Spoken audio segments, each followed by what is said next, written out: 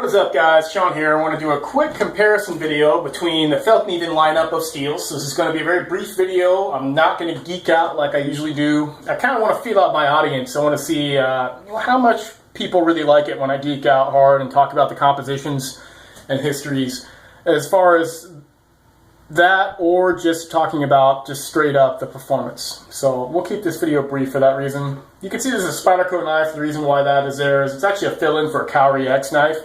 I'm not going to buy a Cowry-X knife from Fallkniven.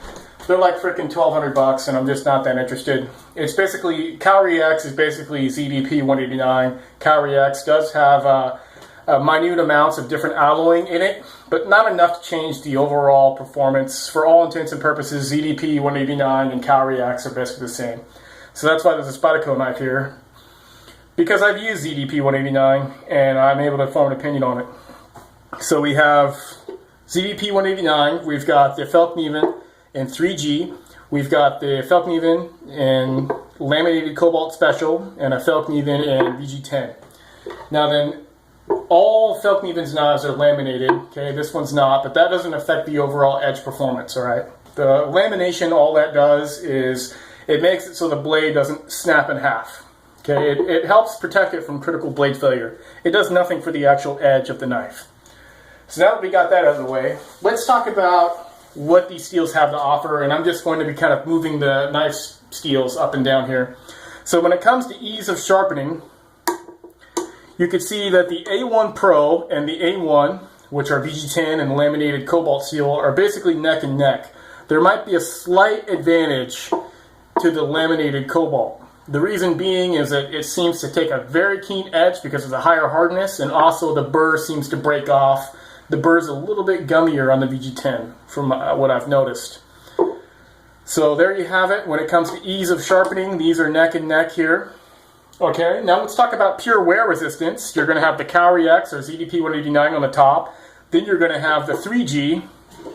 Okay, then you're going to have the laminated Cobalt, and then you're going to have the VG10. Excellent. So when it comes to toughness, again, we'll have to rearrange these knives. Now it seems to me there might be a slight advantage to the laminated Cobalt over the VG10, but again, that might be selection bias. I'm going to have to do kind of some more testing and maybe show a video on what I see. But I feel these are basically about neck and neck, if not the laminated Cobalt being a little bit tougher. Okay, and then VG10, of course, and then we have the 3G. Okay, at toughness, and then last but not least, Cowry-X. Cowry-X, because it's very, very hard, because it's carbon and chromium, high amounts of chromium, it's going to be chippier, okay, hands down. Now, none of these knives will necessarily chip at the right geometries on the proper cutting mediums. It's when you start abusing these knives, like hitting the ground and stuff like that, that any of these knives with incredibly sharp edges will show some damage at the edge in the form of chipping. Okay, but that goes for also like a Becker PK2 and 1095 with an insanely sharp edge. If I take that 1095 and I slam it into the ground and hit a rock, it's got to chip. Okay, regardless of whatever miracle carbon steel you feel has, they all chip if they're really, really sharp and they hit something very, very hard.